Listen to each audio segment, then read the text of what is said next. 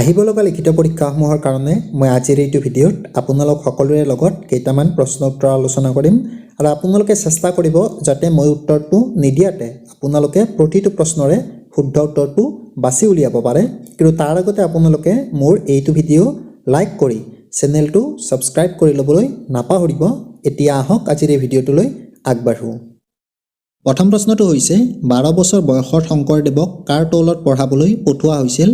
তলত যদি আমি চাৰিটা বিকল্প চাওঁ, ইয়াৰ ভিতৰত শুদ্ধ উত্তৰটো হ'ব ক নম্বৰ থকাটো মহেন্দ্ৰ কন্দলীৰ। আৰু আপোনালোকে মনত ৰাখিব 12 বছৰ বয়সত শংকৰদেৱক মহেন্দ্ৰ কন্দলীৰ তলত পঢ়াবলৈ শংকৰদেৱৰ বুঢ়ীমাক খেৰসুতীয়ে নাম লগাই দিছিল। ইয়াৰ পিছৰ প্ৰশ্নটো হৈছে তলৰ কোনটো বছৰত মাধৱদেৱৰ জন্ম হৈছিল।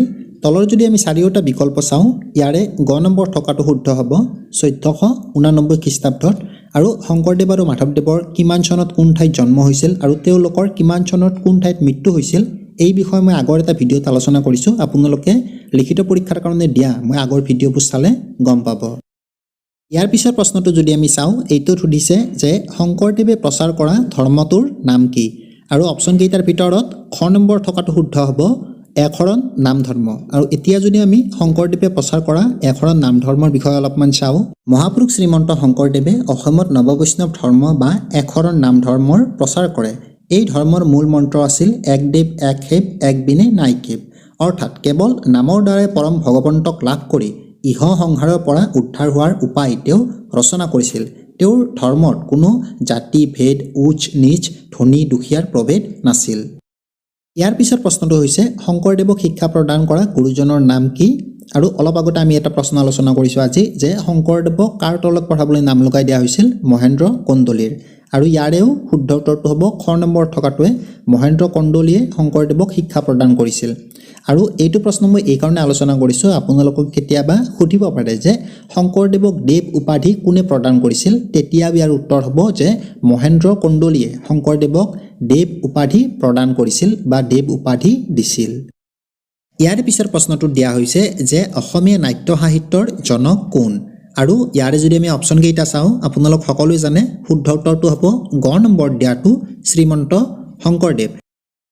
ইয়াৰ পিছৰ প্ৰশ্নটোত সুধিছে যে গদাধৰ সিংহই কোনটো মন্দিৰ সজাইছিল। আৰু তলৰ বিকল্প কেইটাৰ ভিতৰত শুদ্ধ উত্তৰটো হ'ব ঘ নম্বৰ দিয়াটো উমানন্দ মন্দিৰটো।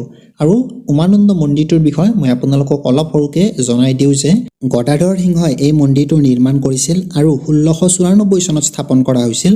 আপোনালোকক কেতিয়াবা এটা প্ৰশ্ন আহিব পাৰে যে উৰ্বশী কুণ্ডত কোনটো মন্দিৰ অৱস্থিত, তেতিয়া ইয়াৰ উত্তৰ হ'ব উমানন্দ মন্দিৰ। আৰু আপোনালোক সকলোৱে জানে উমানন্দ হৈছে বিশ্বৰ আটাইতকৈ ক্ষুদ্ৰতম নদীদ্বীপ। লগতে আপোনালোকে কেতিয়াবা প্ৰশ্ন সুধিব পাৰে যে বিশ্বৰ আটাইতকৈ ক্ষুদ্ৰতম নদীদ্বীপটো কোনটো নদীৰ মাজত অৱস্থিত বা উমানন্দ মন্দিৰটো কোনটো নদীৰ মাজত অৱস্থিত, তেতিয়া ইয়াৰ উত্তৰ হ'ব যে ব্ৰহ্মপুত্ৰ নদীৰ মাজত অৱস্থিত। আৰু উমানন্দ মন্দিৰটো যিখন পাহাৰত অৱস্থিত সেই পাহাৰখনৰ আপোনালোকক কেতিয়াবা নামটো সুধিব পাৰে, সেই পাহাৰখনৰ নামটো মোক আপোনালোকে কমেণ্ট কৰি জনাওক। আৰু আপোনালোকে লগতে জানি থোৱা ভাল যে ব্ৰিটিছসকলে উমানন্দৰ আকৃতিৰ বাবে পিকক আইলেণ্ড বা ময়ূৰদ্বীপ বুলি কৈছিল। ইয়াৰ পিছৰ প্ৰশ্নটো হৈছে কোচ ৰাজ্যৰ প্ৰতিষ্ঠাতা কোন আছিল। আৰু তলত যদি আমি চাৰিওটা বিকল্প চাওঁ, ইয়াৰ ভিতৰত শুদ্ধ উত্তৰটো হ'ব খ নম্বৰ দিয়াটো বিশ্বসিংহ। আৰু বিশ্বসিংহৰ বিষয়ে মই ইয়াতে অলপ লিখি দিছোঁ, আপোনালোকে ভিডিঅ'টো পাউজ কৰি পঢ়ি ল'ব পাৰিব। ইয়াৰে পিছৰ প্ৰশ্নটোত আপোনালোকক সুধিছে যে আহোমসকলৰ শেষ ৰাজধানী ক'ত আছিল। আৰু তলত যদি আমি চাৰিওটা বিকল্প চাওঁ, আপোনালোকে গমেই পাইছে শুদ্ধ উত্তৰটো হ'ব গ নম্বৰ থকাটো যোৰহাট। পিছৰ প্ৰশ্নটো হৈছে মানৰ প্ৰথম আক্ৰমণৰ সময়ত আহোম স্বৰ্গদেউ কোন আছিল। তলৰ বিকল্প কেইটাৰ ভিতৰত শুদ্ধ উত্তৰটো আছে গ নম্বৰত চন্দ্ৰকান্ত সিংহ। আৰু কেতিয়াবা আপোনালোকক এটা প্ৰশ্ন আহিব পাৰে যে মানে কিমানবাৰ অসম আক্ৰমণ কৰিছিল, তেতিয়া ইয়াৰ উত্তৰ হ'ব মানে 3বাৰ অসম আক্ৰমণ কৰিছিল। আৰু যদি আপোনালোকক সোধে যে মানে কোন কোন চনত অসম আক্ৰমণ কৰিছিল, তেতিয়া ইয়াৰ উত্তৰ হ'ব 1817, 1819 আৰু 1821 চনত। ইয়াৰ পিছৰ প্ৰশ্নটো সুধিছে যে কোনজন আহোম ৰজাৰ দিনত মোৱামৰীয়া বিদ্ৰোহ হৈছিল। আৰু অপশ্যন কেইটাৰ ভিতৰত শুদ্ধ উত্তৰটো আছে ক নম্বৰত লক্ষ্মীসিংহৰ দিনত। আৰু এই বিদ্ৰোহ কিয় হৈছিল মই আপোনালোকক চমুকৈ অলপমান জনাই দিছোঁ যে মোৱামৰীয়া বিদ্ৰোহ আছিল মায়ামৰা সত্ৰৰ ভক্ত মৰাণসকল আৰু আহোম ৰজাসকলৰ মাজত 1800 শতিকাত হোৱা সংঘাত। আৰু ইয়াৰ বিষয়ে বিতংকৈ জানিব বিচাৰিলে আপোনালোকে এইখিনি ভিডিঅ'টো পাউজ কৰি পঢ়ি ল'ব পাৰিব। ইয়াৰ পিছৰ প্ৰশ্নটো হৈছে আহোমসকলে প্ৰথমে ক'ত ৰাজধানী পাতিছিল আৰু অপশ্যন কেইটাৰ ভিতৰত শুদ্ধ উত্তৰটো আছে গ নম্বৰত চৰাইদেউত। ইয়াৰ পিছৰ প্ৰশ্নটোত আপোনালোকক সুধিছে যে আহোমসকলে কিমান চনত চৰাইদেউত ৰাজধানী পাতিছিল আৰু তলৰ বিকল্প কেইটাৰ ভিতৰত শুদ্ধ উত্তৰটো হ'ব খ নম্বৰ দিয়াটো 1253 চনত। আৰু এইটো ভিডিঅ'তে মই আপোনালোকক জনালোঁ যে আহোমসকলে প্ৰথমে কিমান চনত ক'ত ৰাজধানী পাতিছিল আৰু শেষ ৰাজধানী তেওঁলোকে ক'ত পাতিছিল। ইয়াৰ পিছৰ প্ৰশ্নটো হৈছে প্ৰথম আহোম বৰবৰুৱা কোন আছিল আৰু অপশ্যন কেইটা যদি আপোনালোকে চাই ইয়াৰ ভিতৰত শুদ্ধ উত্তৰটো হ'ব ক নম্বৰত দিয়াটো মোমাই তামুলী। ইয়াৰ পিছৰ প্ৰশ্নটোত আপোনালোকক সুধিছে হিউৱেন চাঙে নিম্নলিখিত কোনখন গ্ৰন্থত কামৰূপৰ বিষয় লিখিছিল আৰু কেতিয়াবা আপোনালোকক সুধিব পাৰে যে হিউৱেন চাঙে কামৰূপৰ বিষয়ে লিখা গ্ৰন্থখনৰ নাম কি আৰু তলত যদি আমি চাৰিওটা বিকল্প চাওঁ ইয়াৰে ভিতৰত শুদ্ধ উত্তৰটো হ'ব খ নম্বৰ দিয়াটো CO কি। আৰু কেতিয়াবা আপোনালোকক সুধিব পাৰে যে হিউৱেন চাঙে কামৰূপ ভ্ৰমণ কৰা সময়ত কামৰূপৰ ৰজা কোন আছিল আৰু তাৰ উত্তৰ হ'ব কুমাৰ ভাস্কৰ বৰ্মন। ইয়াৰ পিছৰ প্ৰশ্নটো হৈছে বিদেশত প্ৰদৰ্শিত প্ৰথমখন অসমীয়া ছবি বা চলচ্চিত্ৰৰ নাম কি আৰু তলত যদি আমি চাৰিওটা বিকল্প চাওঁ ইয়াৰে শুদ্ধ উত্তৰটো হ'ব খ নম্বৰ দিয়াটো উবেৰুণ। আৰু মই আপোনালোকক এই চলচ্চিত্ৰখনৰ বিষয়ে চমুকৈ অলপ জনাই দিছোঁ যে উবেৰুণ 1959 চনত মুক্তিলাভ কৰা আৰু বাংলা ছবিৰ পৰিচালক প্ৰভাত মুখাৰ্জীৰ দ্বাৰা পৰিচালিত এখন অসমীয়া কথাছবি। 1959 ছবিখনে শ্ৰেষ্ঠ অসমীয়া চলচ্চিত্ৰৰ বঁটা ৰাষ্ট্ৰপতিৰ ৰূপৰ পদক লাভ কৰে। উবেৰুণ 1960 চনৰ জুলাই মাহত অনুষ্ঠিত বাৰ্লিন চলচ্চিত্ৰ মহোৎসৱত প্ৰদৰ্শন কৰা হৈছিল। ইয়াৰ পিছৰ প্ৰশ্নটোত সুধিছে যে প্ৰথমখন অসমীয়া কথাছবি বা চলচ্চিত্ৰৰ নাম হৈছে আপোনালোক সকলোৱে জানে অপশ্যন কেইটাৰ ভিতৰত শুদ্ধ উত্তৰটো হ'ব গ নম্বৰ দিয়াটো জয়মতী। আৰু আপোনালোকে জানি থোৱা ভাল যে জয়মতী নামৰ অসমীয়া কথাছবিখন 1935 চনৰ 10 মাৰ্চত মুক্তি দিয়া হৈছিল আৰু পৰিচালক আছিল আমাৰ ৰূপকোঁৱৰ জ্যোতিপ্ৰসাদ আগৰৱালা। ইয়াৰ পিছৰ প্ৰশ্নটোত সুধিছে প্ৰমথেশ চন্দ্ৰ বৰুৱাই জীৱনৰ আটাইতকৈ উল্লেখযোগ্য ছবিখনৰ নাম হৈছে তলত যদি আমি অপশ্যন কেইটা চাওঁ ইয়াৰে শুদ্ধ উত্তৰটো হ'ব ঘ নম্বৰ দিয়াটো দেৱদাস।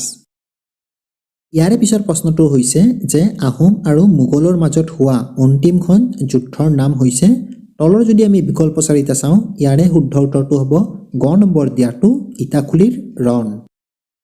ইয়াৰ পিছৰ প্ৰশ্নটো হৈছে অসমত মঞ্চৰ জন্মদাতা হৈছে আপোনালোক সকলোৱে জানে কোন হ'ব ইয়াৰ উত্তৰ গ নম্বৰ থকাটো মহাপুৰুষ শ্ৰীমন্ত শংকৰদেৱ।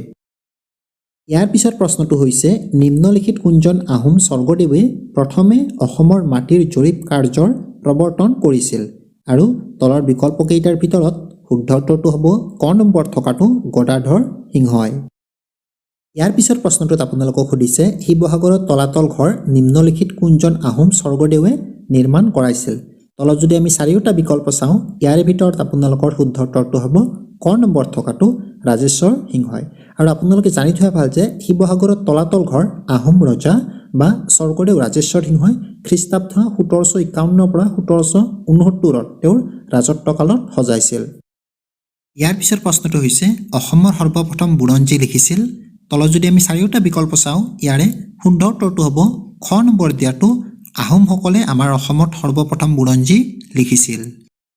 এইটো প্ৰশ্নত আপোনালোকক সুধিছে অসমৰ মুখ্যমন্ত্ৰী হিমন্ত বিশ্ব শৰ্মা হৈছে অসমৰ দেশ মুখ্যমন্ত্ৰী মানে তেওঁ কিমানতম মুখ্যমন্ত্ৰী সেইটো সুধিছে আপোনালোকক এইটো প্ৰশ্নত। আৰু অপশ্যন কেইটাৰ ভিতৰত শুদ্ধ উত্তৰটো হ'ব ক নম্বৰ থকাটো 15তম। ইয়াৰ পিছৰ প্ৰশ্নটোত আপোনালোকক সুধিছে ভূপেন হাজৰিকা সেতু নিম্নলিখিত কোনখন জিলাত অৱস্থিত আৰু তলত যদি আমি চাৰিওটা বিকল্প চাওঁ এইকেইটাৰ ভিতৰত শুদ্ধ উত্তৰটো আছে আপোনালোকৰ ক নম্বৰত তিনিচুকীয়া জিলাত। আৰু মই আপোনালোকক চমুকৈ ভূপেন হাজৰিকা সেতুৰ বিষয়ে অলপ জনাই দিছোঁ যে ভূপেন হাজৰিকা সেতু বা ঢলা শদিয়া দলং হৈছে অসমৰ তিনিচুকীয়া জিলাৰ শদিয়া আৰু ঢলাক সংযোগ কৰা লোহিত নদীৰ ওপৰত অৱস্থিত এখন একলপীয়া পথ দলং। ইয়াৰ পিছৰ প্ৰশ্নটো হৈছে অসম সাহিত্য সভাৰ প্ৰধান কাৰ্যালয় দেশত অৱস্থিত আৰু আমি যদি তলৰ এতিয়া চাৰিওটা বিকল্প চাওঁ এইকেইটাৰ ভিতৰত শুদ্ধ উত্তৰটো আছে আপোনালোকৰ খ নম্বৰত ইয়াৰ উত্তৰটো হ'ব যোৰহাট। ইয়াৰ পিছৰ প্ৰশ্নটো দিয়া আছে অসমীয়া ভাষা উন্নতি সাধিনী সভাৰ প্ৰথম সম্পাদক কোন আছিল আৰু তলত যদি এতিয়া আমি চাৰিওটা বিকল্প চাওঁ এইকেইটাৰ ভিতৰত শুদ্ধ উত্তৰটো হ'ব গ নম্বৰ দিয়াটো শিৱৰাম শৰ্মা বৰদলৈ। ইয়াৰ পিছৰ প্ৰশ্নটো হৈছে অসম সাহিত্য সভাৰ প্ৰথম অধিৱেশন নিম্নলিখিত কিমান চনত হৈছিল আপোনালোক সকলোৱে এইটো প্ৰশ্নৰ উত্তৰ চাগে ভালকৈ জানে অপচন কেইটাৰ ভিতৰত শুদ্ধ উত্তৰটো হ'ব গ নম্বৰ থকাটো 1917 চনত শিৱসাগৰ তামাৰ অসম সাহিত্য সভাৰ প্ৰথম অধিৱেশন হৈছিল ইয়াৰ পিছৰ প্ৰশ্নটো হৈছে অসম চুক্তি ফলস্বৰূপে সৃষ্টি হোৱা উদাহৰণকাৰ কোনটো আৰু তলত যদি আমি চাৰিওটা বিকল্প চাওঁ এই কেইটাৰ ভিতৰত শুদ্ধ উত্তৰটো আছে আপোনালোকৰ ক নম্বৰত নুমলীগড় আৰু মই আপোনালোকক নুমলীগড় উদাহৰণকাৰটোৰ বিষয়সমূহকে অলপ জনাই দিছোঁ যে অসম আন্দোলনৰ পাছত স্বাক্ষৰিত হোৱা চুক্তি অনুসাৰে চতুৰ্থটো 3 মিলিয়ন মেট্ৰিক টন ক্ষমতাৰ শোধনাগাৰটো গোলাঘাট জিলাৰ নুমলীগড়ত স্থাপন কৰা হৈছিল এই শোধনাগাৰটোৰ 12.34% অংশীদাৰ হৈছে অসম চৰকাৰ 1999 চনৰ 2724 কোটি টকাত নুমলীগড়ত ভাৰতীয় প্ৰযুক্তিৰ আধাৰত এই শোধনাগাৰটো মুকলি কৰা হৈছিল ইয়াৰ পিছৰ প্ৰশ্নটো হৈছে ইয়াণ্ডাবু সন্ধিত মুঠতে কেইটা দফা আছে আৰু তলত যদি আমি চাৰিওটা বিকল্প চাওঁ এই কেইটাৰ ভিতৰত শুদ্ধ উত্তৰটো হ'ব আপোনালোকৰ গ নম্বৰ থকাটো 11টা আৰু কেতিয়াবা আপোনালোকৰ প্ৰশ্ন আহিব পাৰে যে ইয়াণ্ডাবু সন্ধি কিমান চনৰ কিমান তাৰিখে স্বাক্ষৰিত হৈছিল তেতিয়া ইয়াৰ উত্তৰ হ'ব 1826 চনৰ 24 ফেব্ৰুৱাৰী আজিৰ শেষৰ প্ৰশ্নটো হৈছে অসমৰ ভাষা আন্দোলনৰ প্ৰথম শ্বহীদ কোন আৰু তলৰ চাৰিওটা বিকল্পৰ ভিতৰত শুদ্ধ উত্তৰটো হ'ব খ নম্বৰ থকাটো ৰঞ্জিত বৰপূজাৰী আৰু এইখিনি আছিল আজিৰ ভিডিঅ'টোত আলোচনা কৰিবলগীয়া প্ৰশ্নখিনি যদি মই কোনোবাটো প্ৰশ্ন উত্তৰ ভুল দিছোঁ তাৰ শুদ্ধ উত্তৰটো আপোনালোকে মোক কমেণ্ট বক্সত কমেণ্ট কৰি জনাবলৈ নাপাহৰিব আৰু ভিডিঅ'টোত আপোনালোকে কিমানটা প্ৰশ্ন উত্তৰ শুদ্ধ দিলে লগতে আপোনালোকে মোৰ ভিডিঅ'টো চাই কেনেকুৱা পালে কমেণ্ট বক্সত কমেণ্ট কৰি জনাবলৈ নাপাহৰিব আৰু ভিডিঅ'টো যিমান পাৰে আপোনালোকে লগৰবোৰৰ লগত শ্বেয়াৰ কৰক আৰু এইখিনিতে আজিৰ ভিডিঅ'টো অন্ত পৰিল ভিডিঅ'টো সম্পূৰ্ণ শেষলৈ চোৱাৰ বাবে আপোনালোক সকলোকে ধন্যবাদ